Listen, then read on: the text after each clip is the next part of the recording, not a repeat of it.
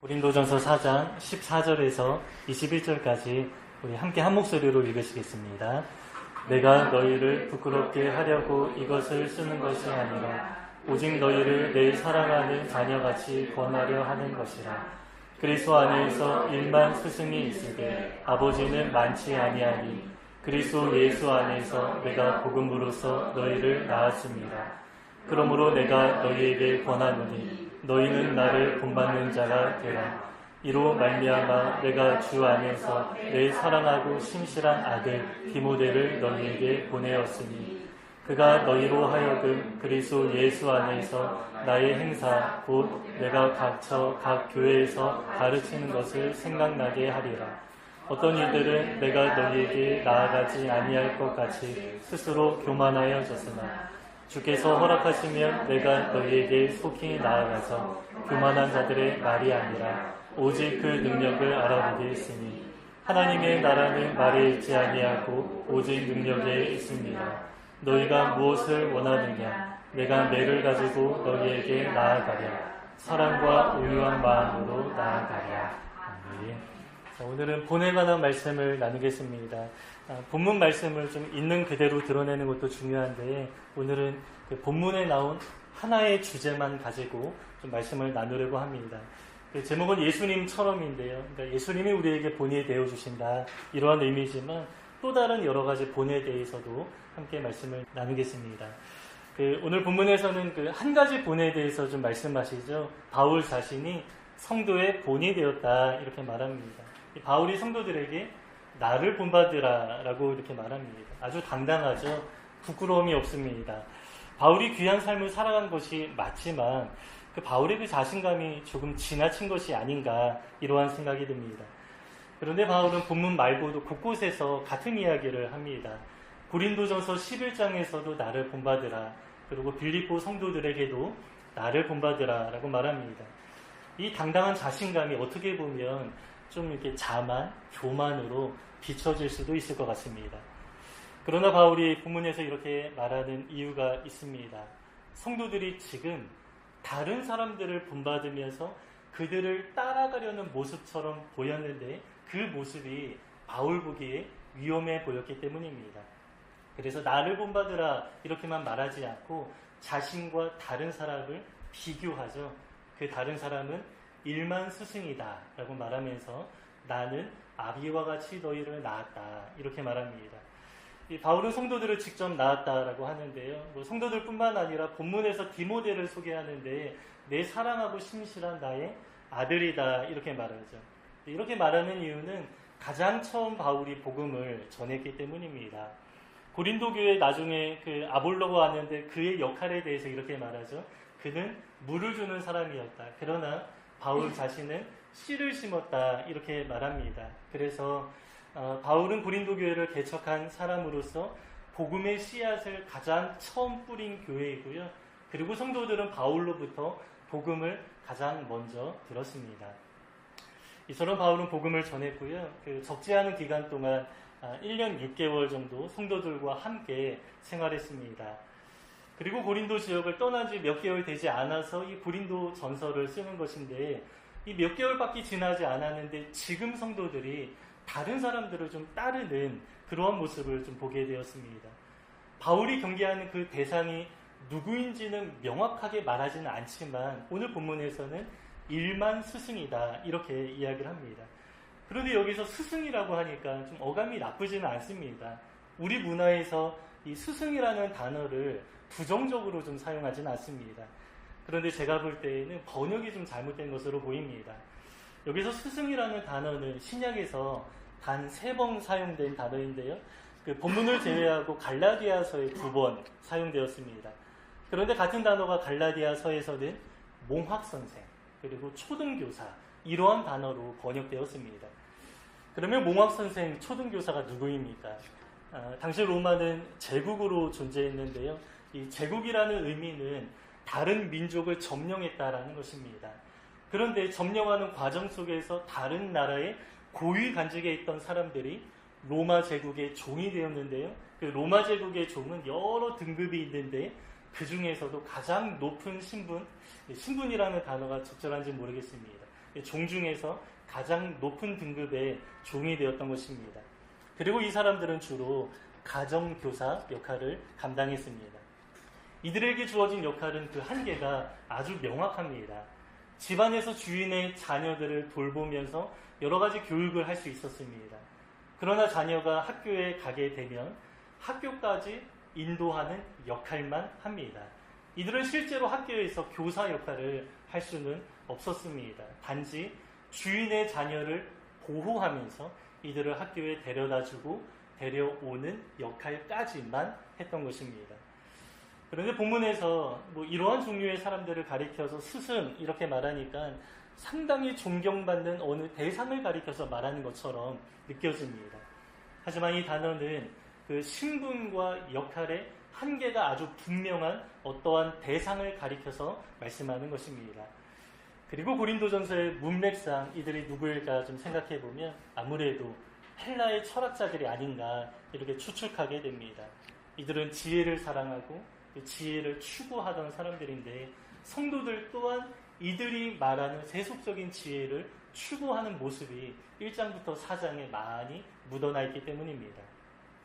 그런데 바울은 이 헬라의 철학자들을 가리켜서 이제 일반 스승이다 본문에서 말했지만 보다 정확하게 말하면 이들은 몽학 선생이다. 그리고 초등교사 정도다. 이렇게 이야기를 합니다. 그러나 실제로 이 철학자들은 실제로는 그러한 신분은 아니었을 것입니다. 이들은 자유인으로서 로마의 시민권도 가지고 있었을 것이고 또 많은 사람들에게 영향력을 많이 끼쳤을 것입니다. 그러나 바울의 관점에서 바울이 보기에 그리고 영적인 관점에서 볼 때 이들은 한계가 분명한 몽학선생 또 초등교사 정도다 이렇게 말하는 것입니다. 이 의미는 그들의 가르침과 그들의 역할에는 한계가 명확하다라는 것이죠. 이 철학자들의 이야기로 진리에 근접할 수는 있지만 진리에 도달할 수는 없다라는 것입니다. 이들의 이야기가 삶의 지혜를 주는 것 같지만 이들의 이야기 때문에 우리에게 구원을 가져다 주는 데까지는 나아가지 못한다라는 것입니다. 따라서 바울이 전한 복음과 이들이 전한 가르침은 본질상 차이가 있을 수밖에 없는 것입니다. 그러나 바울은 스스로 영적인 아비라고 하면서 내가 전한 복음으로 인하여서 너희가 새롭게 태어나게 되었다 이런 식으로 말하고 그들을 따르지 말고 이제 나를 본받으라 이렇게 말합니다. 그러나 바울은 모든 면에서 완벽한 사람은 아니었습니다. 사람이라면 누구나 예외가 없습니다. 실수가 많고요. 또 한계가 많은 인생입니다. 그런데 바울이 아주 당당하게 나를 본받으라 라고 말하는데요. 여러분 어떻게 이렇게 말할 수 있었겠습니까? 바울의 삶에 한 가지 명확한 것이 있었기 때문입니다.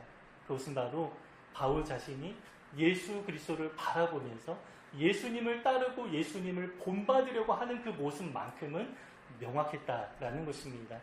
그래서 고린도전서 이제 나중에 보게 되겠지만 11장 1절에 가보면 이렇게 말합니다. 너희가 나를 본받으라 라고 말하는데 내가 그리스도를 따르는 것처럼 내가 그리스도를 본받는 것처럼 너희가 나를 본받으라 이렇게 이야기를 합니다. 따라서 바울은 자기를 따르는 사람들을 만들어내려는 것이 아니었습니다. 자기를 존경하는 사람들을 만들려는 것이 아닙니다. 자기 이름으로 자기의 공동체를 만들려는 것도 아닙니다. 바울의 의도는 너와 내가 함께 예수님의 사람이 되자, 우리가 함께 예수님을 본받자, 이러한 의미로서 나를 본받으라 이렇게 이야기를 했던 것이죠. 물론 바울은 여러 면에서 본을 보였을 것입니다. 지도자였기 때문에 아마 성도들에게 여러 가지 본을 보여야 할 필요가 있습니다. 물론 예수님이 우리의 영원한 본이 되어주시지만 주변에 여러분 우리 주변에 예수님을 따르는 그 한 사람이 있다면 그 사람으로 인해서 공동체는 좋은 영향을 받게 되어 있습니다. 우리가 히브리서를 전에 좀 보았는데 히브리서에 보면 예수님을 따르자, 우리가 예수님을 바라보자 이러한 내용이 얼마나 많이 있습니까? 그러나 히브리서 안에서도 사람들을 바라보라 이러한 이야기도 있습니다. 어느 사람을 본으로서 세우는 것입니다. 11장에서는 믿음으로 살아간 그 수많은 사람들을 언급하고요. 그리고 12장에서는 그들이 마치 우리의 증인과 같다. 구름같이 허다한 증인들과 같은데 그들처럼 우리도 그렇게 살아가자, 이러한 이야기를 이제 권면하는 것입니다. 그러나 여기서 그치지 않습니다. 이제 과거 성경에 기록된 그 믿음의 사람들 말고 당시 히브리 독자들에게 말씀을 전해준 지도자에 관한 이야기도 합니다. 그런데 그들은 이미 죽었습니다. 고난과 핍박 속에서 끝까지 믿음을 가지고 살아가다가 죽었습니다. 저자는 이렇게 말하는데, 너희가 그 지도자들 옆에서 보지 않았느냐? 그들이 어떻게 살아가다가 어떻게 죽었는지 너희가 눈으로 똑똑히 보지 않았느냐? 그들의 모습도 바라보라, 이렇게 말씀하는 것입니다. 히브리서 13장 7절에 그 내용이 나와 있는데요. 제가 한번 읽어보겠습니다. 하나님의 말씀을 너희에게 일러주고 너희를 인도하던 자들을 생각하며 그들의 행실의 결말을 주의하여 보고 그들의 믿음을 본받으라. 그들 이렇게 말하죠. 그들의 행실과 그들의 결말을 어떻게 죽었는지 주의하여 보라, 자세히 살피라, 이런 의미입니다. 이처럼 바울은 자신이 본이 되었고요. 성경 전체에서도 지도자들은 또 본이 되어야 한다 말씀합니다. 공동체에서 이제 말씀을 전하기 때문에 이제 말씀대로 순종하며 살아가는 그 모습이 이제 잘 드러나야 한다, 이러한 이야기입니다. 이러한 면에서 저에게도 좀 상당한 책임감이 느껴지고 또 한편 또 부끄러움도 있습니다. 그러나 여러분, 사역자만이 본이 아닙니다. 우리 성도들 또한 서로에게 본이 될 수 있고 그렇게 살아가야 합니다. 제가 예전에 그 중고등부 사역할 때 이러한 이야기를 많이 들었습니다. 학생들에게 이제 설교나 여러 가지 권면을 하면 저분은 전도사니까 목사님이니까 나와 다르다는 것입니다. 자기 삶과 사역자의 삶을 이제 딱 구분해서 따로 놓는 것이죠. 연관짓지 않습니다. 그래서 사역자의 권면이 그 학생들에게 잘 다가가지 않는 그런 느낌을 받을 때가 있었습니다. 그러나 그 주변 친구들 중에 아주 신실하게 믿음 지키며 살아가는 그러한 모습을 보게 된다면 그 모습에 더 큰 영향을 받기도 합니다. 자신과 똑같은 입장에 있는 친구이기 때문에 비교의 대상이 되는 것이죠. 저도 그랬습니다. 제가 가장 처음 하나님 앞에 기도 생활을 결단하게 된 계기가 있었는데요. 중학교 시절에 제 친구는 아니었지만 저와 똑같은 나이에 봉사하는 그러한 사람들을 좀 보게 되었는데 그들의 모습이 저에게 아주 진한 감동을 주었습니다. 이들이 봉사하는 모습이 제 눈에는 정말 귀해 보였습니다. 늘 웃으면서 아주 진심으로 봉사하는 모습이 느껴졌고요. 또 이들이 모여서 봉사하기 전에 손잡고 막 기도하는 그런 모습을 보면 어떤 형식적인 기도가 아니라 정말로 뜨거운 마음을, 진실한 마음을 하나님 앞에 막 토해내면서 간절하게 기도하는 그 모습이 저에게 아주 큰 도전이 되었습니다. 그러한 모습을 보면서 이 친구들은 진짜 하나님을 사랑하는 친구들이구나. 그리고 하나님과 실제로 친밀하게 교제하고 있다. 이러한 모습이 제 안에 강한 확신으로 다가오게 되었습니다. 그래서 저에게 도전이 되었는데요. 나도 그들처럼 되고 싶다. 이러한 강한 열망이 생겼고요. 그 이후로 이제 밤마다 이제 동네 교회 가서 기도하기 시작했습니다. 그리고 그 기도의 시간을 통해서 제가 하나님을 아주 뜨겁게 만나는 계기가 되었고, 그 이후에 저의 신앙생활은 형식이 아니라 하나님과의 그 생생한 교제가 시작되었습니다. 이처럼 우리가 서로에게 서로의 모습을 통해서 이제 본이 되고요, 또 도전을 줍니다. 아마 그 친구들은 저에게 어떠한 영향을 주려는 그런 의도는 없었을 것입니다. 그들은 저에게 말 한마디 권면도 하지 않았습니다. 워낙 큰 교회였기 때문에 그들이 저를 알지도 못했습니다. 그냥 멀리서 제가 그 친구들의 모습을 보았을 뿐이고 그 모습에 도전을 받아서 기도를 결단하게 되었고 결국에 제 인생에 아주 귀하고 큰 사건을 만들어내게 되었습니다. 여러분, 이렇게 본이 된다라는 것은 나 스스로 의도하지 않았지만 내가 실제로 어떤 사람을 변화시키려고 권면하거나 가르치지도 않았지만 아주 귀하고 아주 진한 결과를 나타내게 됩니다. 실제로 성경에 이러한 예가 있습니다. 대표적으로 데살로니가 교회 성도들이 그랬습니다. 바울이 교회 성도들에게 편지를 쓸 당시에 데살로니가의 복음을 전하고 나온 지 약 3개월 정도 지난 시점이었습니다. 그런데 바울이 이곳에 머무르면서 복음을 전한 그 기간도 아주 짧은데요. 그 기간 또한 3개월 정도밖에 되지 않습니다. 사도행전에서는 새 안식일에 복음을 전했다라고 하는데 학자들은 한 3개월 정도다 이렇게 이해하고 있습니다. 그래서 가장 처음 복음을 전해 들은 시점으로부터 바울이 3개월 사역했고 3개월 후에 이제 편지를 썼기 때문에 약 6개월 정도밖에 지나지 않은 것입니다.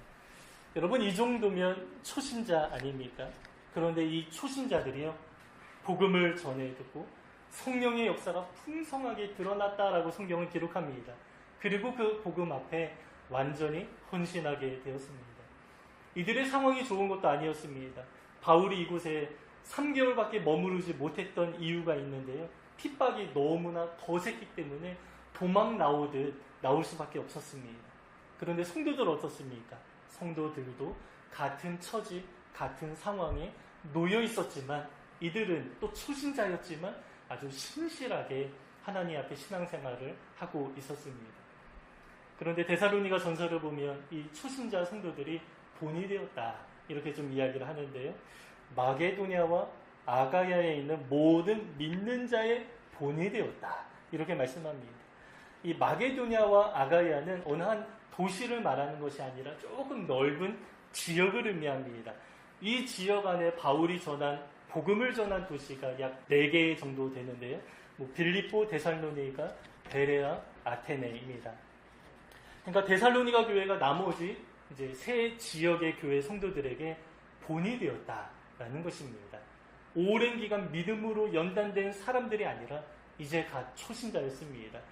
그런데 이들의 믿음이 상당히 넓은 지역에 영향력을 끼친 것입니다.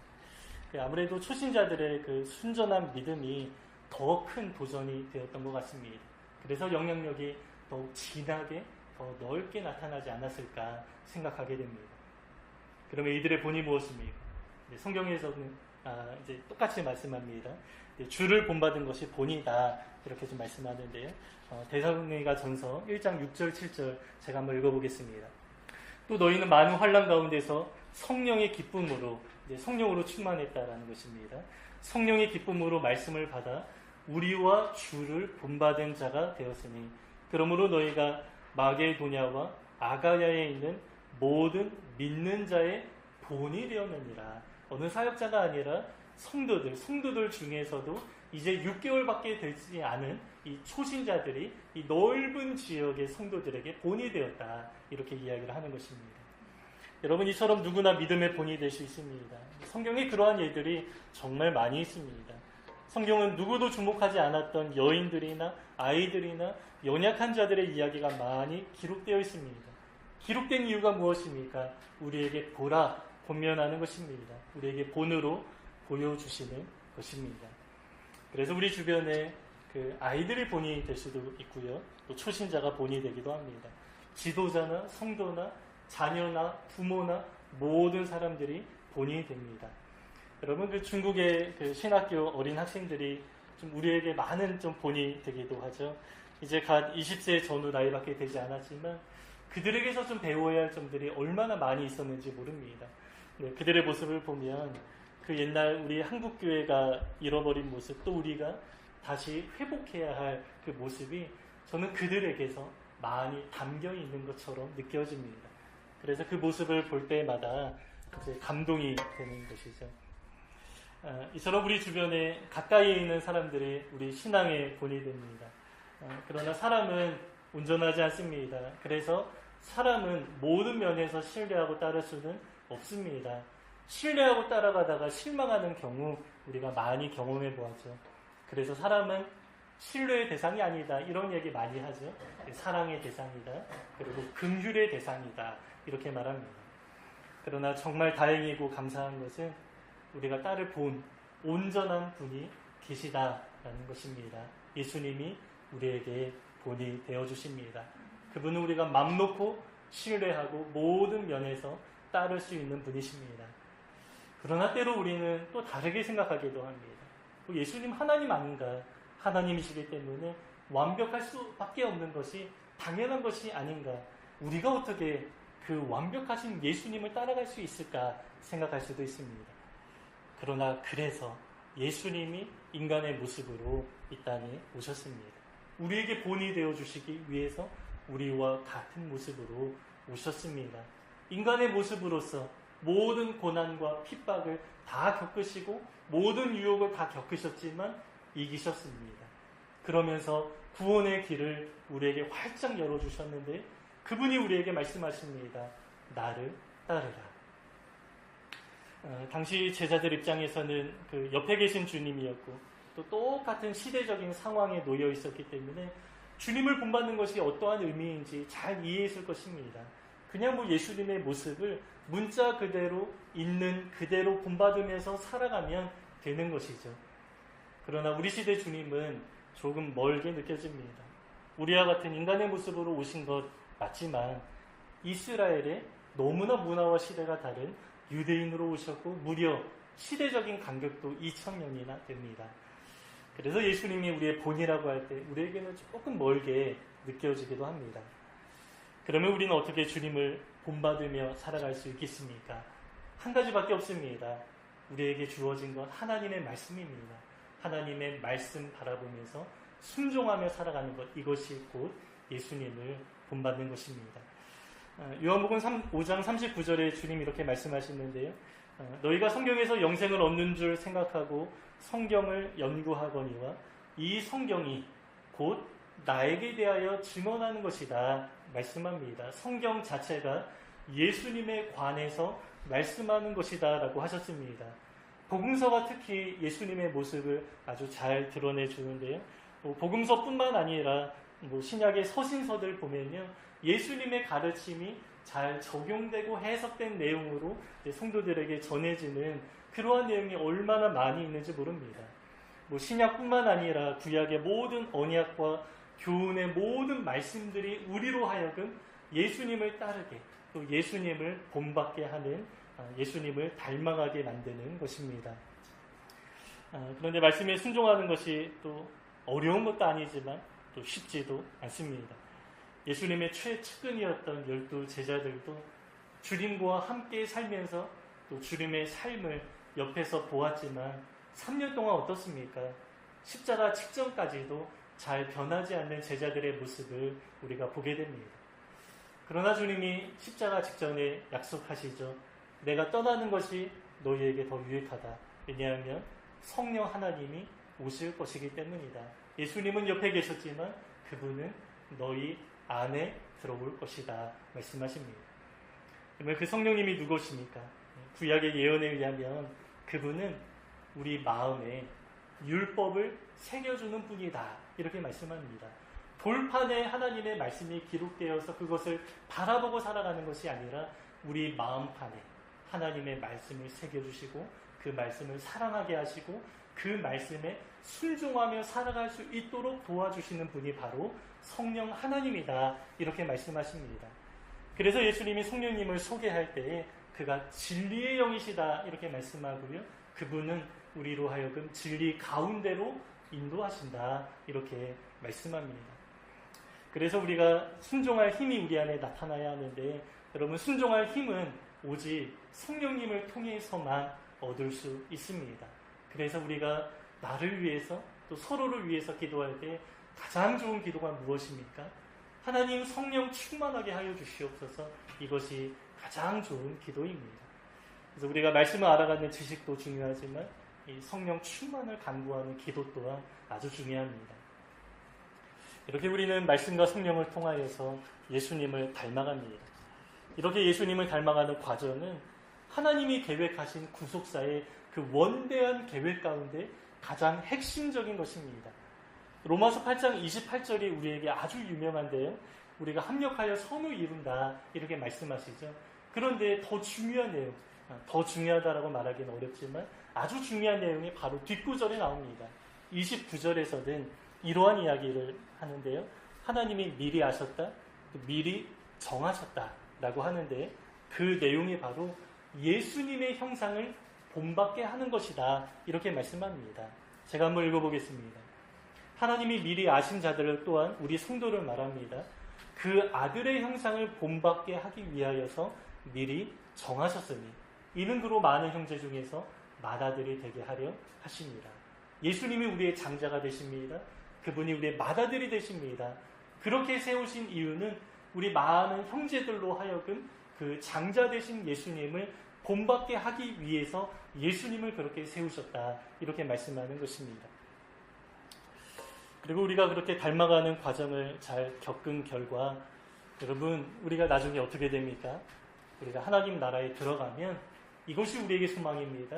우리는 예수님처럼 변화될 것입니다.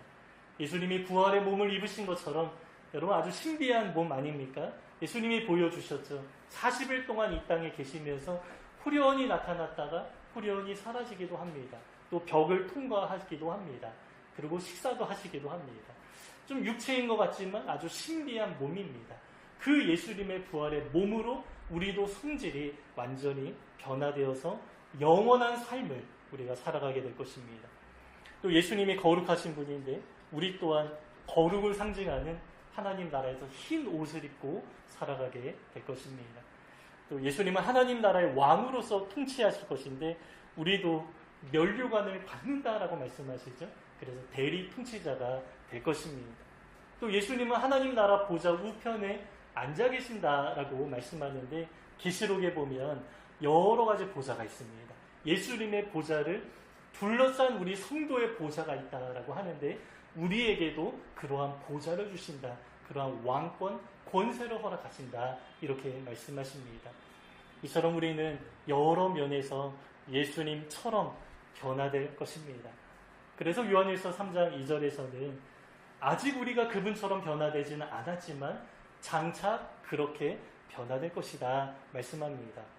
사랑하는 자들아, 우리가 지금은 하나님의 자녀라.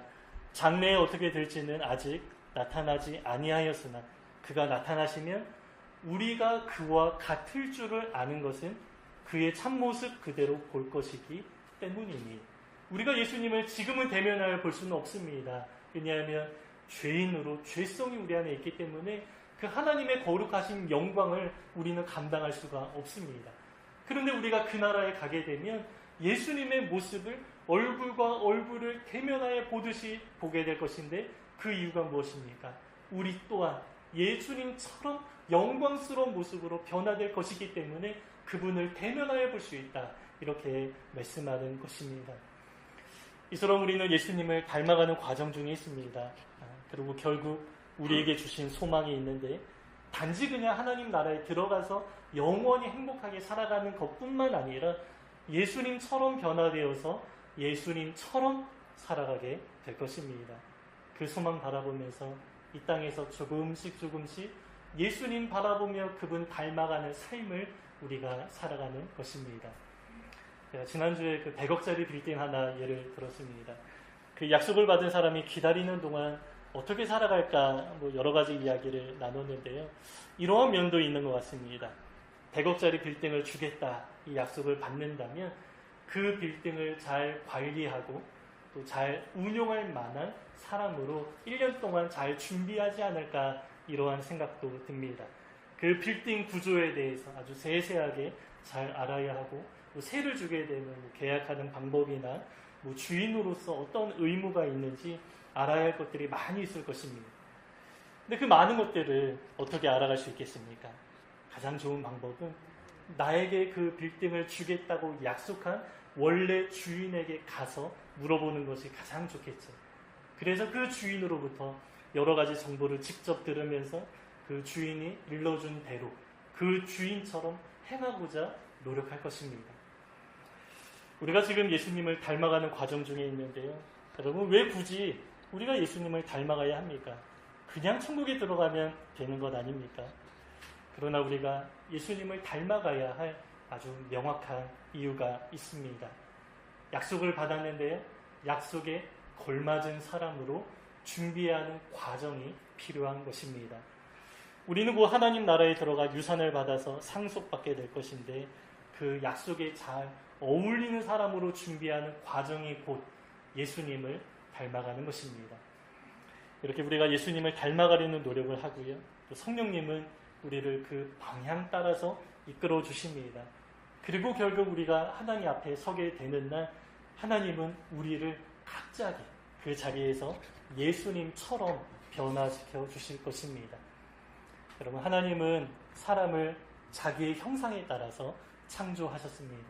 죄로 인해서 그 형상이 깨어진 채로 우리가 고통받으면서 살아가고 있지만 이제 우리는 예수님의 그 십자가 구속 사건으로 인하여서 구원의 과정 속에, 회복되는 과정 속에 예수님을 닮아가는 과정 속에 있습니다.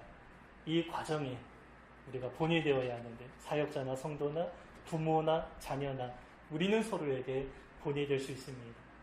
그러나 아무거나 본으로 삼는 것은 아니죠. 예수님을 닮아가는 그 모습을 본으로 삼아서 나 또한 예수님을 닮아가는 우리 모두가 하나의 방향으로 나아가는 것입니다. 이 과정에 우리 공동체가 서로에게 좋은 본이 되면 좋겠고요. 예수님을 닮아가는, 예수님을 바라보는 그 한 가지 목표만을 바라보며 함께 나아간다면 우리가 모두 끝까지 안전하게 주님의 길을 잘 걸어 나가리라 믿습니다. 네, 우리 14절부터 21절까지 다시 한번 읽고요. 오늘 말씀 마치겠습니다. 함께 읽겠습니다. 내가 너희를 부끄럽게 하려고 이것을 쓰는 것이 아니라 오직 너희를 사랑하는 자녀같이 권하려 하는 것이라. 그리스도 안에서 1만 스승이 있으되 아버지는 많지 아니하니 그리스도 예수 안에서 내가 복음으로써 너희를 낳았습니다. 그러므로 내가 너희에게 권하노니 너희는 나를 본받는 자가 되라. 이로 말미암아 내가 주 안에서 내 사랑하고 신실한 아들 디모데를 너희에게 보내었으니 그가 너를 통했던 그리스도 예수 안에서 나의 행사 곧 내가 갇혀 각 교회에서 가르치는 것을 생각나게 하리라. 어떤 이들은 내가 너희에게 나아가지 아니할 것 같이 스스로 교만하여졌으나 주께서 허락하시면 내가 너희에게 속히 나아가서 교만한 자들의 말이 아니라 오직 그 능력을 알아보겠으니 하나님의 나라는 말에 있지 아니하고 오직 능력에 있습니다. 너희가 무엇을 원하느냐? 내가 매를 가지고 너희에게 나아가랴. 사랑과 우려한 마음으로 나아가랴.